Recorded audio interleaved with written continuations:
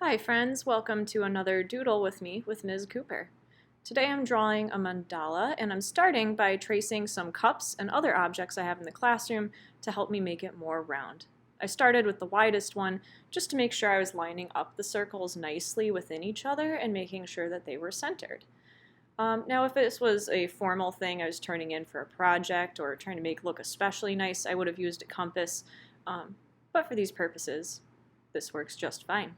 I also used a ruler to divide it into some pie shapes just to give me something to work off of and make my life a little easier when I was drawing it out.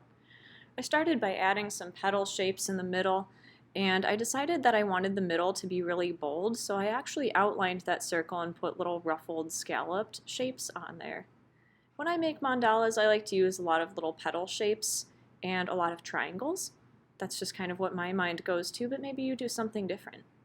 Now don't be afraid to make it kind of asymmetrical like I did within the pies or within the pie slices. Sometimes that makes it interesting. Now in this case, it was really helpful to have the circle divided up and to have the little lines. It gave me some points to connect to make it look more consistent. Another thing I do when I'm not sure how to make an edge look interesting is I'll add little circles. And if I want to be more precise, I add some dots to connect like I just did here.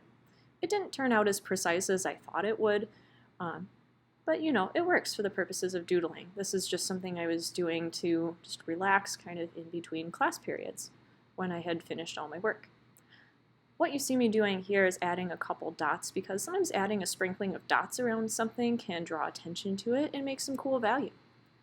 If you ever have empty spaces, you can try something like this where I made those little kind of paisley shapes to fill some empty areas. At the corners, I just chose to do 4 little kind of soft serve dollop kind of shapes and then fill in some scalloped edging. I like a lot of scallop and petal kind of shapes. And then for the other 4, I chose to use some little domes connecting the dots. I added a couple circles to the end and then decided to make my other points a little bit bolder and then fill them in with even more scallops. It helps to come up with a variety of lines that you like to do, and for me, I definitely love scalloped lines. And sometimes I do what you see here where I kind of fill them back in. Starting with the circle base was certainly helpful, and I'm really glad that I did that on this particular mandala. It's something I would probably do again in the future. Just all sorts of circle things that you can find around your house or in the classroom. I love flowers, so I added a couple of those at the end just to kind of fill some space and added some interesting texture, and added a couple more shapes with little dots in them.